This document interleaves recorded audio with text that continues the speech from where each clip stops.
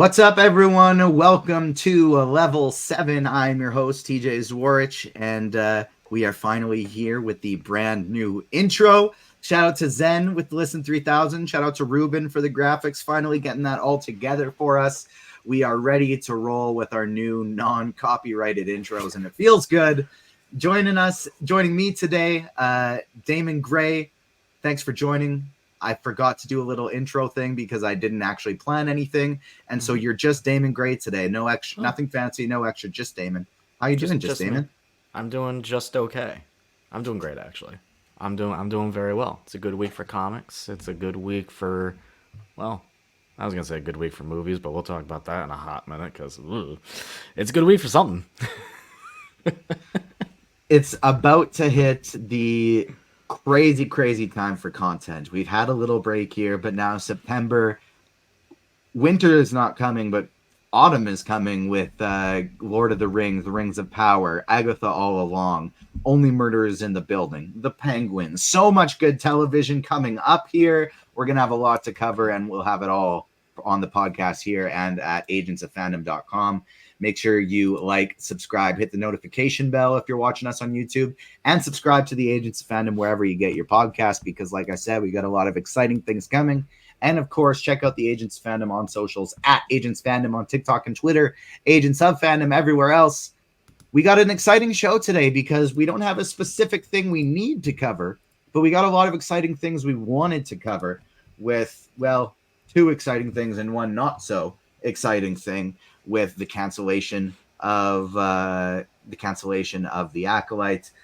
But we got Agatha All Along coming up. We're excited to do a little mini primer, and we have a brand new, finally, trailer for Sonic 3. And so a very multifaceted show. We had to bring in a multifaceted expert. You may know him in the gaming circles from the Controller Club podcast. You may have seen his works written up on thedirect.com, and you may have heard his Star Wars takes over at the Reckless Rebellion podcast. Klein Felt, welcome, Klein. Thanks for joining us. Thanks for having me. Any opportunity to come and talk about my blue boy, Sonic the Hedgehog, is back. It's been a long time coming.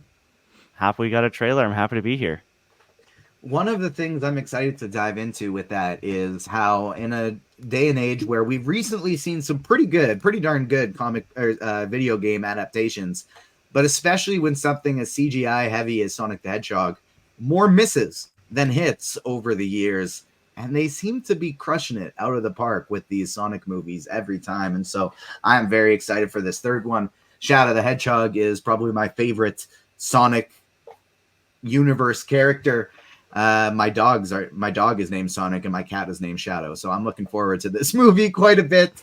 But before we dive into that, it's another edition of What You Watchin', or reading, or playing, whatever you're into these days. Me personally, where I'm nearing the end of a Parks and Rec rewatch. Been really enjoying that, but also spending a lot of my time. I had actually done a replay of Digimon World Next Order, and so I was going through that. Just growing some Digimon, doing our training, taking them to the bathroom, taking them to eat every day. Basically Tamagotchi meets Digimon, but it's a lot of meets Pokemon with the battling, but it was a lot of fun.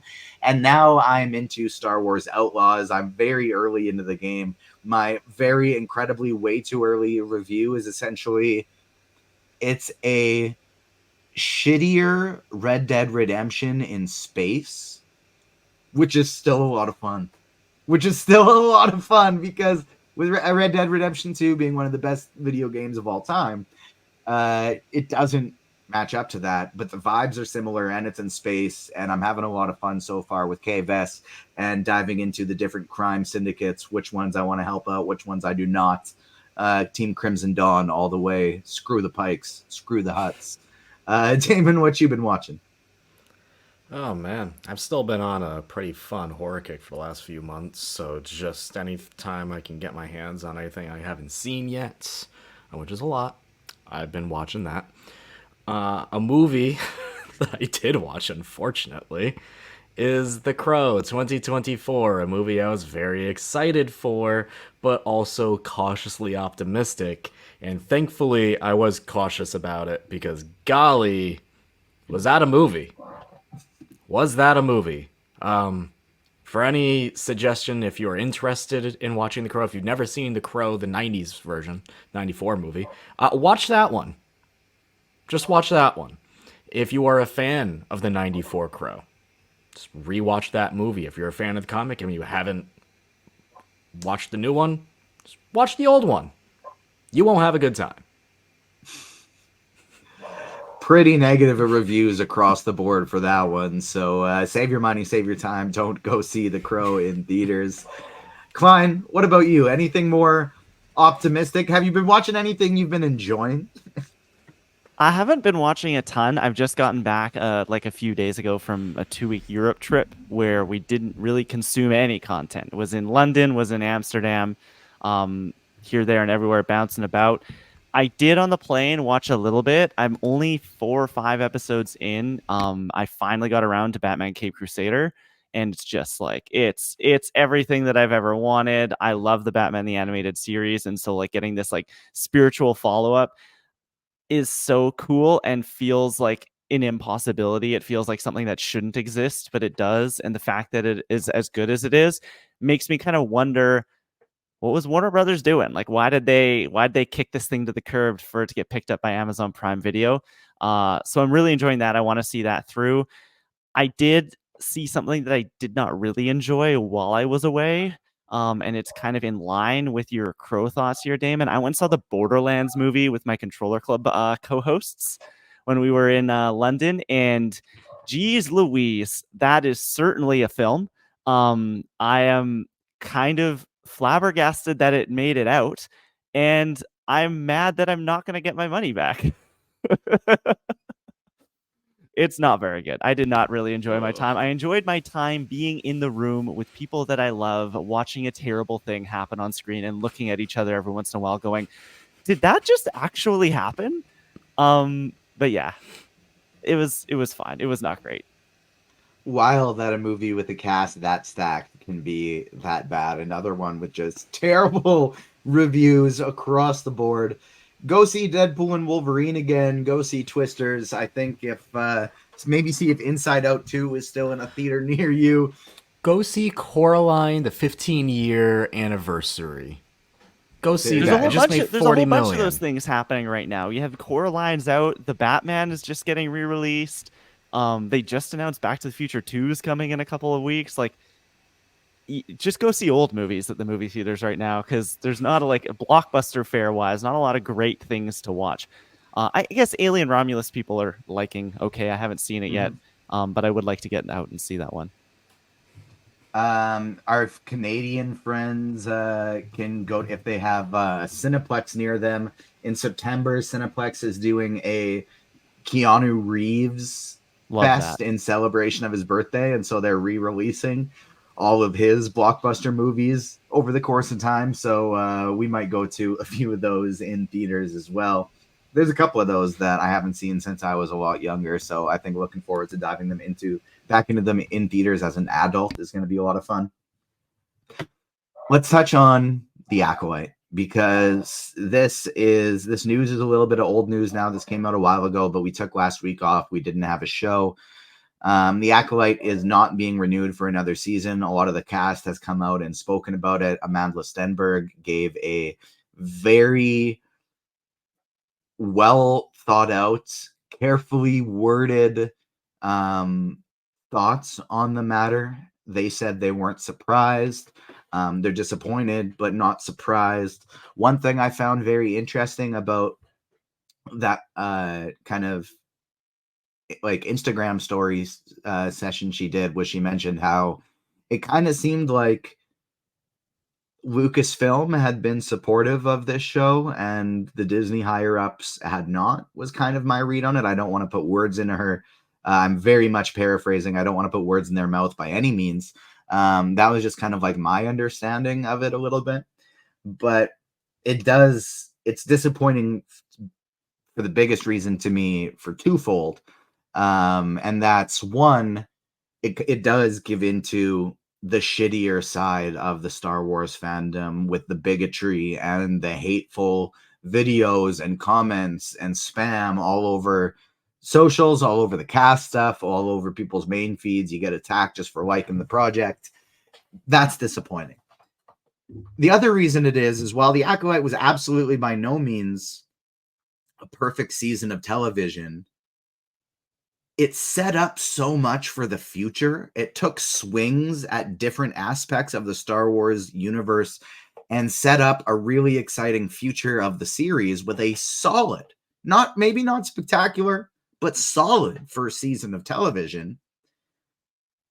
And it just, in this day and age of streaming, it doesn't seem like there's room for that anymore. They don't care. They don't care about setting up future seasons. If it is not a number one massive blockbuster, even if it performs well like The Acolyte did, if it's not a number one massively performing blockbuster, there's no room for these shows to grow. It's very rare that you see a very good show where season one was the best season. Usually they're among the worst seasons. They get better as time goes on, as you grow with these characters. And so it's very disappointing to see this isn't continuing. There are many great ways. If you are disappointed about this, you want your voice to be heard, you want the show to potentially continue, there are Renew the Acolyte campaigns for petitions for getting signatures. There's a Renew the Acolyte letter writing campaign as well. So there are a lot of ways that you can chip in and make your voice heard. So not necessarily time to give up hope, but as of right now, going forward, Lucasfilm, Disney, they are not moving on to season 2 of The Acolyte. Klein, what were your thoughts on this series? We talked about it a few times, but I don't think since it ended. What were your thoughts on the series as a whole and the thoughts on the cancellation? I think that the further away from The Acolyte I get, the more and more that I like it. I was really high coming off the end of it. I think that it tied up. The ending of the first season of The Acolyte made the rest of the series better for me.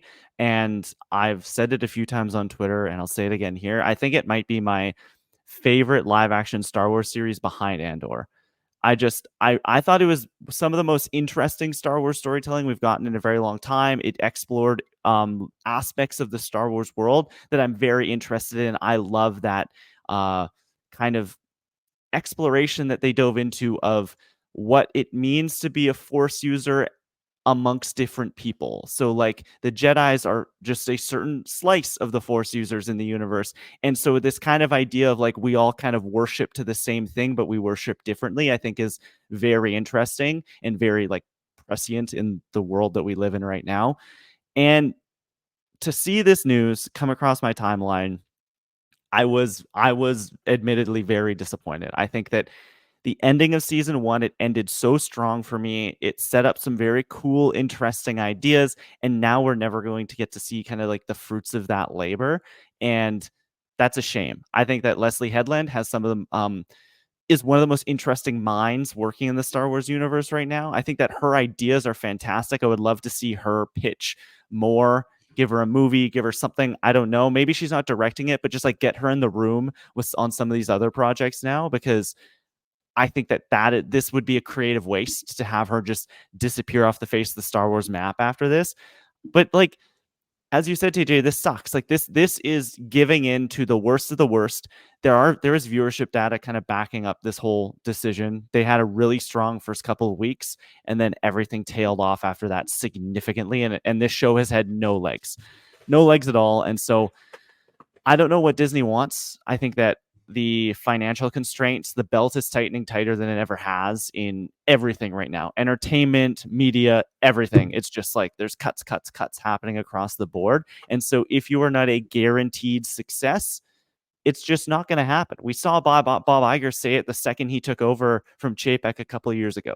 They are working in known quantities now. If it is not a boom, smash hit, billion-dollar blockbuster, we can sequelize this forever and ever and ever, we're not trying it. Okay is not good enough for them right now because okay is a failure just because they were hemorrhaging money with this streaming venture. It is capitalism. And it sucks because just like creatively, what do you do? What do you do in this world now?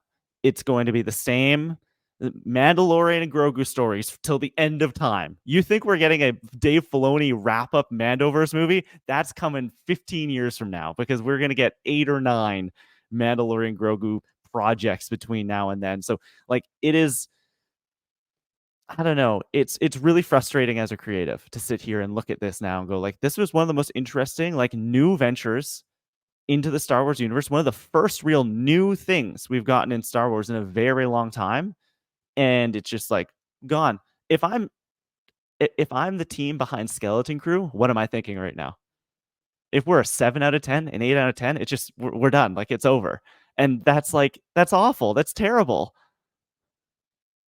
Yeah, I think the one like the what'll probably make Skeleton Crew rated maybe a little differently is the demographic it's for, and it'll see very heavily how much they can push out toys and things like that. And if that goes well, that'll probably create potential continuation for it. But again, it's like you need to be a home run, a triple, a double. It's simply not good enough right now, and it sucks. Damon, what are your thoughts? I mean, yeah, I'll just kind of replicate a lot of what both of you have said, especially you, TJ. You made my biggest point, which is honestly like for great television shows, for great ones, the first season is never the best season. And if it is, then it's not a great television show, right?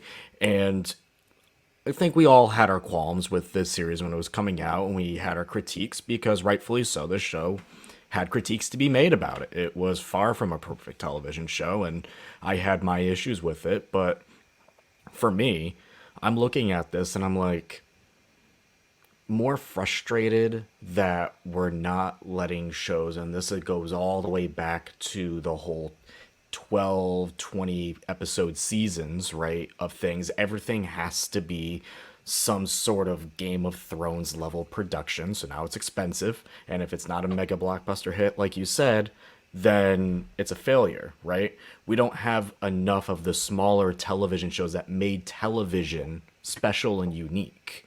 The things that don't require a high level of VFX, the things that don't require a high level of production and millions of dollars aren't being thrown into this, because that's not what television was.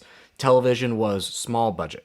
For the longest time it was. Sitcoms ruled the television landscape, and those are not big budget things. Even when you brought in a big name star that what did cost a lot of money, it was more for like an episode or two, and then they'd go off and whatever, and they became a side character, right?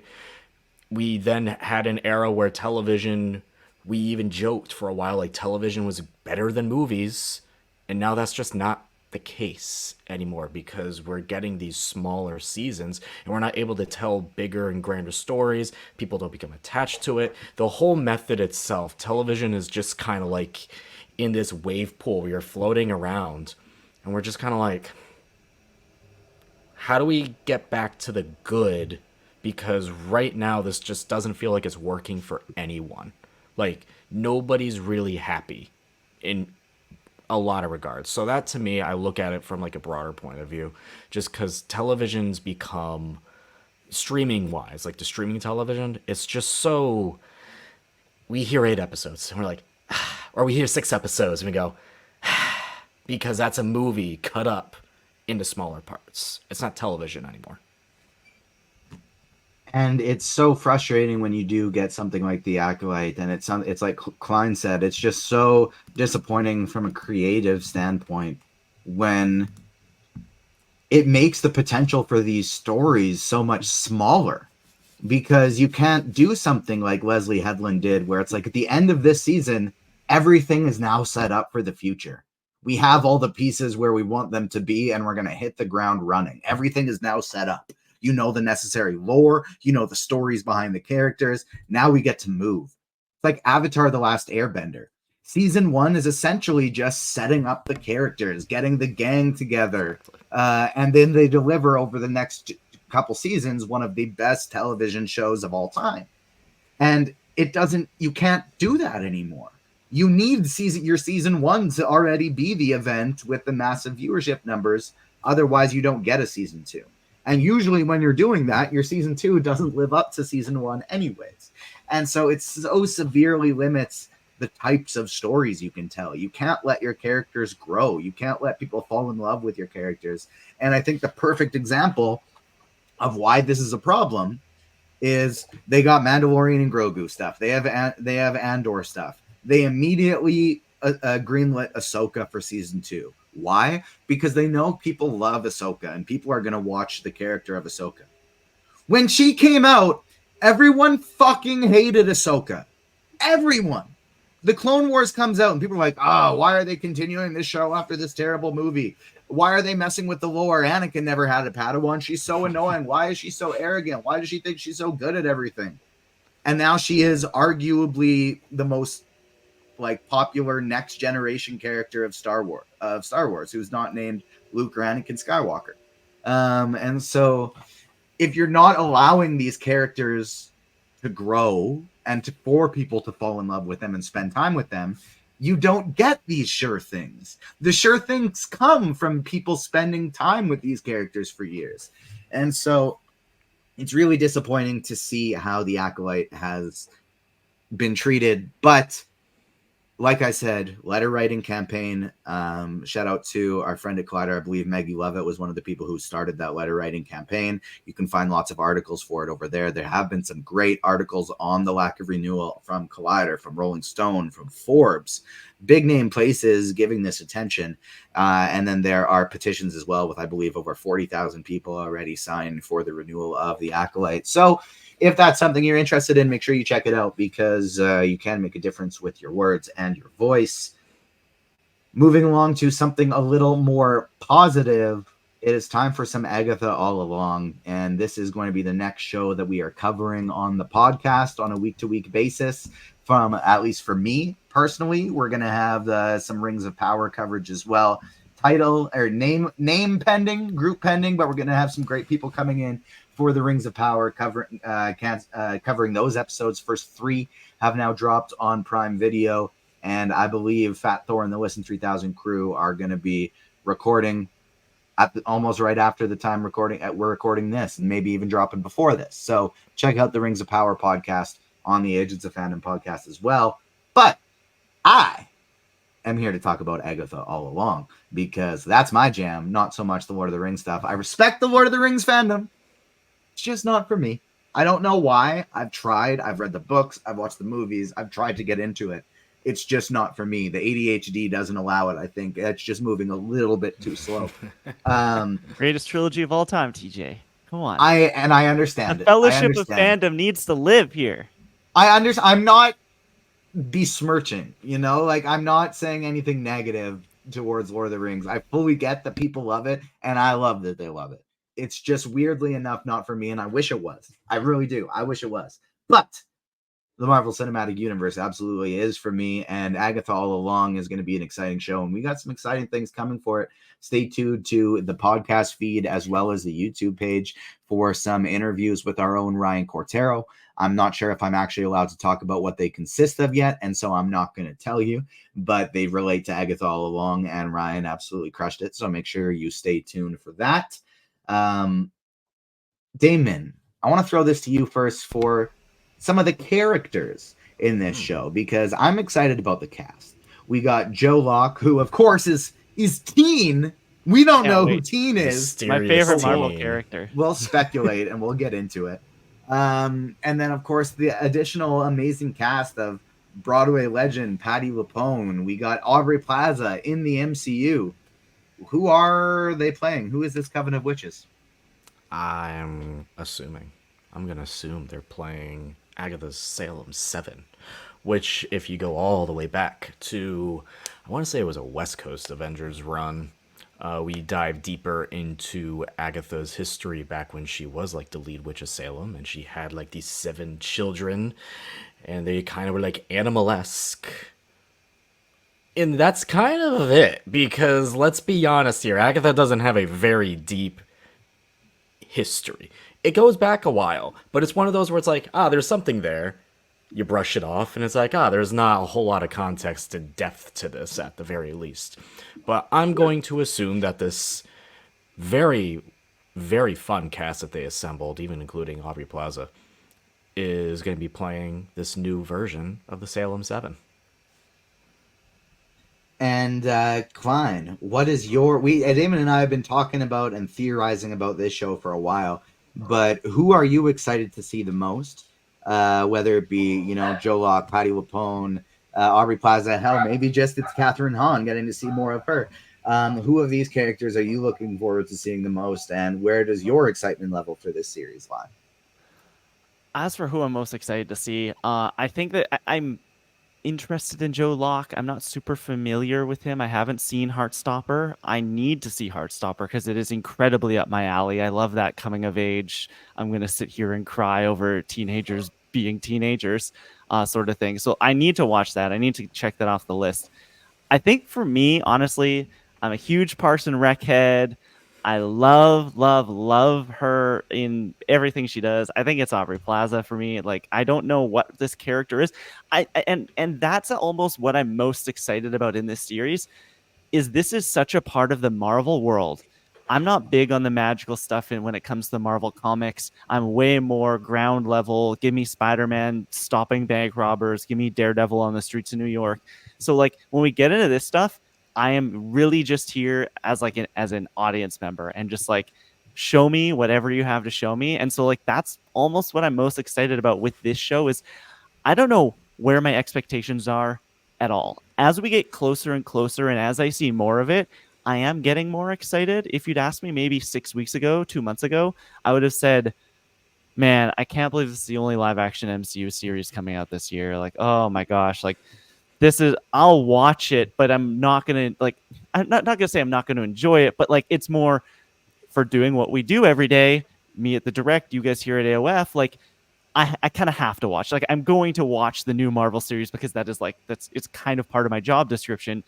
But as we get closer, I am getting excited, and I know that a bunch of the cast, including Catherine Hahn, Joe Locke, Jack Schaefer, the showrunner, they were at Fan Expo Canada this past weekend, and I somehow may or may not have listened to the panel that had happened. I'm not saying anyone out there recorded it. We didn't have anyone from the direct at agent or at Fan Expo, but there's Now video we there. did, so don't imply it was us. I'm not Wasn't saying it us. was you guys. I'm not saying it was you guys either. There, if you want video, there is video out there.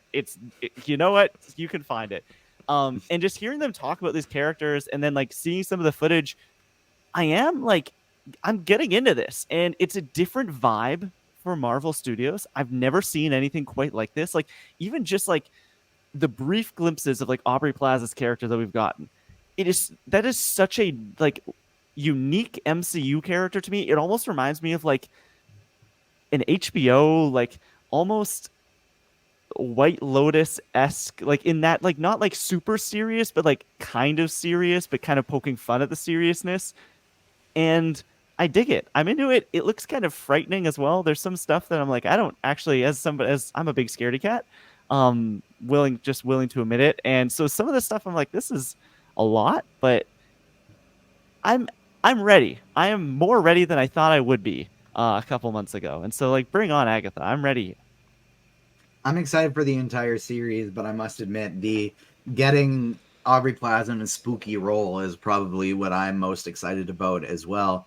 Um, her character's name, like, so perfect example is we know Jack Schaefer and the entire WandaVision crew, they like to do this, right? Monica Rambeau was not Monica Rambeau when she was introduced in WandaVision. What was her character name? Geraldine. Geraldine. Yeah, I forgot about that. Agatha was not Agatha when she was introduced. She was Agnes. Joe Locke is teen. He is very obviously playing Billy Kaplan, Billy Maximoff, Billy. What if he isn't? You know, he is Wiccan. He is Wiccan. And this is not a Ralph Boner situation. This boy is playing Wiccan, like Damon likes to call imagine, it. though, Marvel's like... worst kept. He is Mephisto. Finally, we did it, guys. You did it. So my question for you, Damon, is Yes. Aubrey Plaza's character, Rio Vidal. This is not somebody that exists in comic books. This is a brand new name. Do you think she will be a all new character, or do you think this will be another type of reveal that she is actually someone else, and we may get Aubrey Plaza as a more well-known or sneaky strong magical Marvel character? Look, if she is a fairly well-known magic user from like reference from Marvel Comics, then kudos to everyone, because you threw this one well over my head, because I'm going into this just being like, yeah, no. Sure. Because I think one of the reasons I said I was so excited for this series, like way back when it was announced, it was this and Echo. There was like those two shows in particular, is because prior to when Echo was announced and Agatha, there's no solo runs of these characters. Like headlined like Agatha the comic or Echo the comic. Now, Echo had like some other stuff, so that was more shoehorned in, but Agatha in particular, there's nothing there for solo stories. She's just been like almost a B story in a West Coast Avengers Scarlet Witch run or just Scarlet Witch run or the babysitter for the Fantastic Four type of thing, right? So, I don't know. I don't know who Aubrey Plaza could potentially secretly be. Maybe if we go back to fairly recently, there was a not great Midnight Suns comic that had a character whose name I cannot even remember because that book was just so not good. Maybe she's playing her because she was trapped on the other side with another demon and all this stuff happened. That's essentially how Agatha became young in the comics again. Long story short. So, I don't know. Maybe she's playing her. That would be like the, ooh, yay, there's someone from the comics. And it's like, sure. She's Mephisto. Aubrey Plaza is Mephisto. No, Aubrey Plaza's Mephisto, then you got me. Congratulations, everyone. I think the only required, like absolutely 100% required viewing for this will be WandaVision. But I think it would be very much enhanced if to have watched Doctor Strange in the Multiverse of Madness. Obviously, Endgame, Infinity War, so you know what happened with that story there with Scarlet Witch and Vision. But I think for the most part, WandaVision and Multiverse of Madness are kind of the important things here. Klein, do you have any theories going forward for this project before I throw it back to Damon for, because, you know, Agatha doesn't have any of her own solo projects, but there are lots of projects involving potential Wanda Maximoff stuff, potential Wiccan stuff, potential Witches Road things. And so I'll throw it to you for some theories first before I let him fully dive into what he thinks the show could be. I don't really have a ton of like deep, crazy theories when it comes to this. I'm actually kind of dry when it comes to theorizing around Agatha. Usually I would have so many. The one thing that I think we're going to get out of this show, and I don't know if it's that hot of a take or theory or whatever, I think we will see Elizabeth Olsen in this series in new footage. Like, I'm sure they'll use stuff from WandaVision's. I think by the end of this, Wanda is back alive because she died. We saw it, even no matter what anyone tells us. Even though there was that little poof of red smoke. Mount Wondergore? Am I? Mm-hmm. Yep. Okay. And I have a feeling Joe Locke will be with her. I think that is basically where I stand too. I think the purpose of this series is going to be for Joe Locke to become Wiccan, and for because he isn't yet. He's only teen. He doesn't know of his powers, as he said at Fan Expo Canada. He doesn't even have a name yet. He doesn't have a name. He is. He's just teen with no powers. Doesn't even know. Doesn't know. I'm very interested to see if Agatha knows. That's what I want to know, is if she off the bat realizes who he is. But I do think the process will be he is going to become Wiccan. Scarlet Witch will be back in the MCU after this ends. And I don't necessarily know where Agatha's specific story will land in that. Damon, how do we get there? How do we get to the point that Teen becomes Wiccan and Scarlet Witch is back? Yeah, I mean, I think we talked about this last time when that trailer came out. I gave like my big theory that Klein recapped almost fairly nicely, which is by the end of this series, you know, Agatha and not Billy go down the witch's road, and Agatha and not Billy end up getting what they both want by the end. And accidentally so, Billy finds out who he is.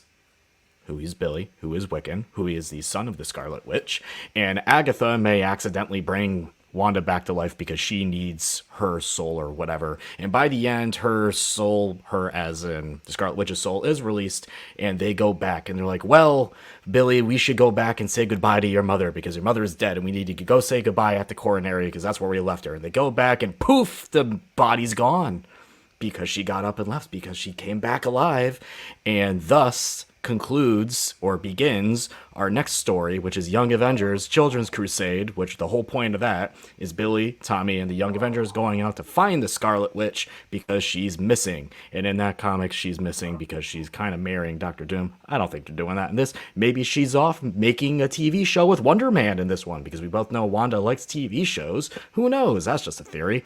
So to me, by the end of this, she's out and about, just has no idea who she is, and Billy and Agatha may have accidentally brought her back to life. The main core of Avengers are knocked out in Avengers Doomsday, just like they were in Infinity War. And the only person who can stop Doom in Secret Wars is the Scarlet Witch. And so America Chavez, even though the Scarlet Witch wanted to kill her, America Chavez has to work with the team going through dimensions to find the Scarlet Witch to bring her back to fight Doom. Yada, yada, yada. A lot of other things potentially included in there. Agatha All Along begins streaming on Disney Plus Wednesday, September 18th. Primetime, 9 p.m. Eastern release for this one. We may have something exciting cooking for that, so stay tuned. And like I mentioned, there's going to be some fun interviews coming to the Agents of Fandom podcast feed and YouTube channel as well, so make sure you are subscribed. Should we talk about some comics to read for Agatha real quick? Absolutely. If you want to get to know Agatha and or potential Witches Road stories, where would we find them, Damon?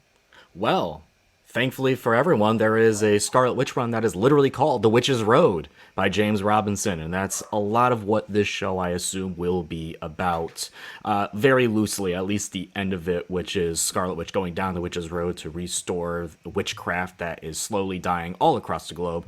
It is a wonderful, wonderful read, and the beautiful part about it is every single issue is drawn by a different artist from the region that story takes place in. So one is going around to Japan, we have a Japanese artist. She goes to Greece, we have a Greek artist. Rome, we have an Italian artist. Like on the book itself, it's very, very, very cool. To go back a little bit to, like I said, with Young Avengers, with Billy, anything that says Young Avengers, Wiccan, read that. And I just wanted to throw this one out there because this is brand new and this has absolutely nothing to do with continuity, but it's kind of hilarious at the same time. Marvel just announced a new Infinity comic, which is those Marvel Unlimited subscription books. If you ever want to go back and read the Scarlet Witch Witch's Road, it's called House of Harkness. It is totally not in canon because it is about Agatha and Wanda attending a school together, like a high school together, and high school shenanigans happen. Well, that is just silly, but a lot of fun as well. One of the benefits of all the fun, interesting things you can do in comic books. The final thing on the docket for today's podcast is the one Klein has been waiting for since the beginning. One many of us have been waiting for since our childhood. Sonic 3 is here with Shadow the Hedgehog as the primary antagonist. And this is a character who has been around in Sonic lore for a long time. And basically since his debut, immediately became one of the fan favorites. Who is Shadow the Hedgehog, Klein? Oh God. How do we want to go here? Who is Shadow the Hedgehog? Well, first, let's see. He debuted in, trying to think, 99. I think it was Sonic. I think it's Sonic Adventure 2. So that would have been 2001, that area. My favorite Sonic your favorite? Okay. Of any Sonic game. So Sonic, for me, it means a lot. Sonic's the first video game that was like my video game. We had a Sega Genesis. It had one game, and that was Sonic the Hedgehog 2. I would sit there with my sister, and we would play her as Tails, me as Sonic. We'd play forever and ever. And just from there, I have now been cursed with this love that is the Sonic franchise. So Shadow the Hedgehog is kind of like the Mewtwo of the Sonic universe. He is a human-created hedgehog that is created by one Gerald Robotnik, the father of Dr. Robotnik, who was the villain of the last two Sonic films and the primary antagonist of the Sonic franchise, in an attempt to create what is known as the ultimate life form. This governmental unit called Gun goes to Gerald and is like, hey, we want you to create something that's immortal. And you know what Gerald has? An ailing granddaughter who's going to die with terminal illness. And he says, you know what?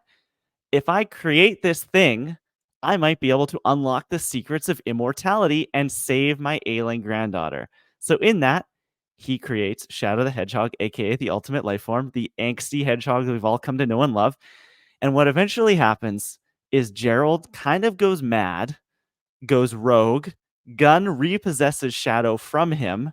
They kill the granddaughter. They shoot Maria dead. They kill this little girl. Spoiler alert for the movie, probably. And then they put Shadow on ice for 50 years. And when we pick up with Shadow in Sonic Adventure 2, I'm pretty sure, he wakes up, realizes Maria, this girl that he's bonded with in captivity, is dead, and goes on a revenge tour. And he is so freaking badass, He voiced is by badass. He has a Keanu gun. Reeves in this movie, where like we see in the trailer for this movie that like he kicks Knuckles' ass right off the bat. He kicks Tails' ass. He's far above where Sonic is at this point. Where would you kind of how would you compare their skill levels and their power levels? So they're very like Shadow, other than Metal Sonic, which I have a theory that will be a part of this film in some way, some form as well, is like the most equivalent power wise to Sonic the Hedgehog. He is essentially like not the same DNA like Metal Sonic is, even though Metal Sonic's a robot, but like is very close. So like they are toe and toe, basically polar opposites. It's the I don't know, the Venom to that's not even a good. I'm trying to That's put it in a almost how comic I book. think about it, just because of the coloring and how Yeah, he just like it's a Venom off to the Spider-Man hop thing. is stronger. Like Yeah, it's the whole like color variant villain in every comic book movie. The Abomination of the Hulk. There, that's a good equivalent. And so like he is maybe not stronger than Sonic, but he doesn't care. He's more where Sonic's the hero. He's more willing to cross those lines. And what's interesting about Shadow is he isn't he starts as a villain in almost every story, but he is never like the villain. He's always like he always ends up joining the team or being like I don't know, like reluctant co-conspirators with Sonic the Hedgehog. So I'm really interested to see if they play with that in this movie or if he really is just like he's the bad guy. there are some games that I just feel are truly, truly ahead of their time, and Sonic Adventure 2 was one of those. Were you a Chow Garden kid? Were you sitting there in the Chow I Garden got farming these little digital weirdos? look, I have Sonic Adventure 2 for GameCube. I have it downloaded on my Xbox Series S. I have it downloaded on my Switch. This is just like an all-time game for me, and since I have replayed it, which in the last time was like literally less than a year ago, I've done the full Hero Gardens, I've done the full Dark Gardens, You're I've nuts. all the way up. I do the races, all those little things with my chows. I got them names. I take them to the daycare. I have so much fun with that game. I love that there's a light story and a dark story that you get to take all the way through with these different characters that unite at the end with all the Chow thing. It was just ahead of its time. Having the multiple storylines, having the Chow world separate from everything else that you can almost just have like a little mini open world vibe to with the decisions you can make. It was so much earlier than other games with those concepts. And so I think it's truly an all-time or one of my all-time, not just favorite Sonic games, but all-time favorite games. What would be your kind of core of most important games for Shadow the Hedgehog specifically? For Shadow specifically, of course it would be Sonic Adventure 2. It has to be. He's such a key part of that. Sonic Heroes was my introduction to the character, which was a follow-up to Sonic Adventure 2. A lot of people consider it kind of Sonic Adventure 3. And it's very similar, where there's kind of a light and dark story, but they take it even further, where there are just several teams that you can kind of go through the story and do your thing. And then, of course, you have the seminal classic Shadow the Hedgehog, which that's where you really get to live the lore. That's when it was, I think, teen, maybe E10, which was crazy for the time. He had a gun. He said, damn. He, I think, kissed a human woman, maybe. It's wild. That game is absolutely bonkers. And so I would say, if you're really wanting to, you don't actually have to. But like, if you really want to do some homework coming into this movie, there's a couple games you can give a shot. There's also coming up in like a couple of weeks a re-release of one of the only good 3D Sonic games of the last 20 years. Sonic Generations Cross Shadow. They're adding like a expansion with like a whole Shadow story to it. So they're remaking the original game, which is Sonic Generations, and then adding this kind of Shadow stuff too. So like, if you want your Shadow taste, that's coming out in a couple of weeks, and then you'll be ready for December. It's not like the lore and stuff. It's fun to know. I'm burdened with this knowledge. It's not like Marvel Comics. You don't need to know it. The reason that I do is because I'm a broken human being, and like, that's it. Like, that's the only reason why. But you know what? It makes me me. Here I am. Did you have the Sonic and Knuckles cartridge, like special cartridge for your Sega Genesis? I didn't. So I only had the only game I had for Sega Genesis was Sonic 2, which was when the introduction of Tails, and Knuckles was introduced till Sonic 3, and then they did Sonic 3 and Knuckles, which is the weird cartridge. Sonic 3 is really that good. weird cartridge is probably worth like $500 now, and I probably traded it into my local game store for $5. You want a fun fact about that game? Yeah. It is reported, no one actually knows if this happened, but there's evidence to suggest that Michael Jackson composed the music for that game. That's crazy. Yeah. That is very crazy. I definitely wish that I still had my cartridge for that one. Before we get out of here, do you want to give your Metal Sonic theory, or is that something that's getting saved for an article? It's in an article on the direct.com. I've got a couple different theories about the trailer and some Easter eggs. As I said, Shadow is rarely the villain all the way through these stories, so I'm the whole time that he's showing up in this trailer, I'm thinking, who else is going to be in here? Who else is going to be in here? We get a very interesting tidbit in here of Sonic having to team up with Jim Carrey's Dr. Robotnik, which I think is very interesting. And in that moment, he gives him a quill. He gives him the thing that he has been looking for since the very beginning of this Sonic movie franchise. He gives him a quill off of his back.